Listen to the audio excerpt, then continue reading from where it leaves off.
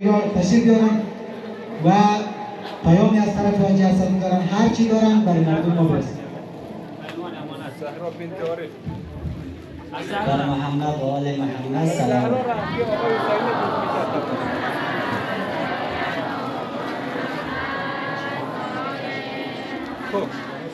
بسم الله الرحمن الرحیم.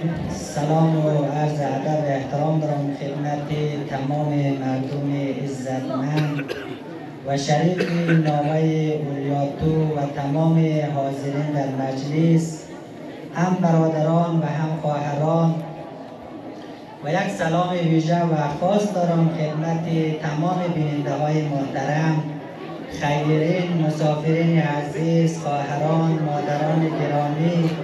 وقت همگی شما خوبان بخیر.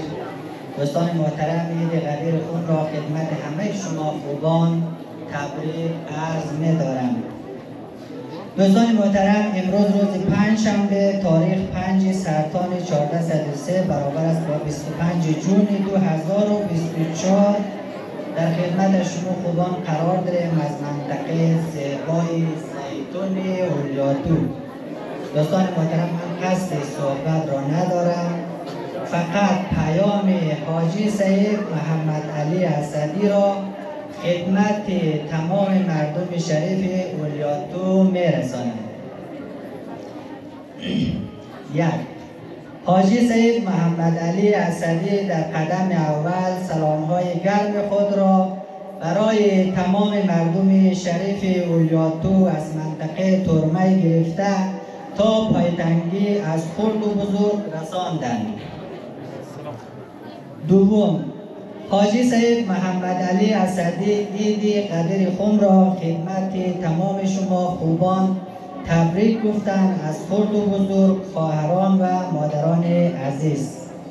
سوم، حاجی سید محمد علی اسدی گفتند که از اینکه خواهش ایشان را قبول کردیم به احترام روز عید قدیر تمام چوپانها و برکوشه ها را که یک روز فرصت دادیم که رخصت باشد جهان سپاس، تشکری و قدردانی می نمایم.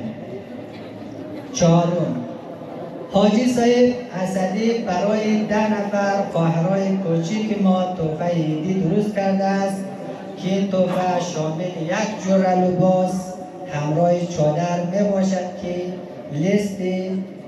لیستش قبلا از منطقه ترتیب داده شده بود که امیال توزیع شد. پنجم، حاجی سید اسدی برای 27 نفر برادران عزیز ما که پایهایش و سنگ و چوب میخورد تحفه عیدی یک جور لباس خوب در نظر گرفته است که در آخر برنامه تقسیم خواهیم کرد. و پیام آخر حاجی سید محمد علی اسدی این بود که گفتند همین مردم عزیز اولیاتو یک روز فرصت برای چوپانها و برکوچه ها داده است، مرا خیلی خوشحال ساخته است. من هم از راه دور به احترام تمام مردم خوب خودم یک لوح تقدیر برای شما در نظر گرفتم. امیدوارم که این تحفه ما را قبول نمایید. تشکر از توجه تمام شما خوبان. ما از مجری برنامه خواهش می‌کنیم که متن لوح تقدیر را بله عزیزای از ما می‌خوانند. بسم الله الرحمن الرحیم. لوح تقدیر. مرا قدیر نه برکه که بیکران دریاست، علی نه فاتح خیبر که فاتح دلهاست. عید قدیر همه شما خوبان نیک و مبارک باد.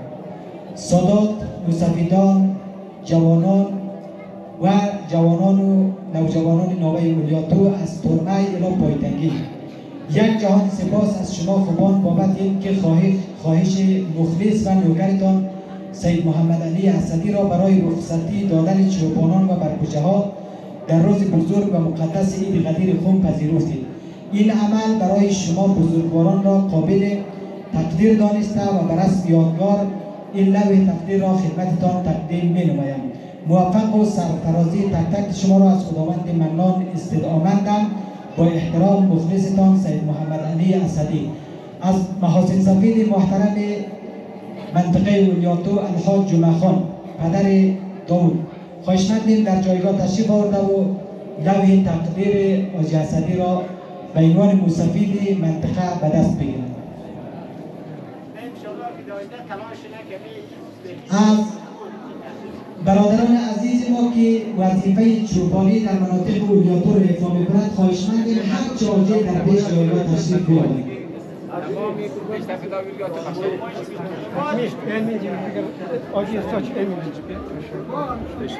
خب دوستا و مردم عزیز اولیاتو، برادر عزیز ما آقای حاجی سید محمد علی اسدی کمک‌های خیلی زیادی را در هر جای در هر مناطق جاغوری انجام داده و در خود منطقه اولیاتو هم کمک کردند که نخواستن ما اونا را یادآوری کنم و باز هم حاجی سید گفتن که خدا مشکلات را دور کنه. اگر هر مشکل باشه و هر عزیز نیاز به کمک و همکاری داشته باشه حتما مرا در جریان بگذارید. تشکر، سلامت باشید.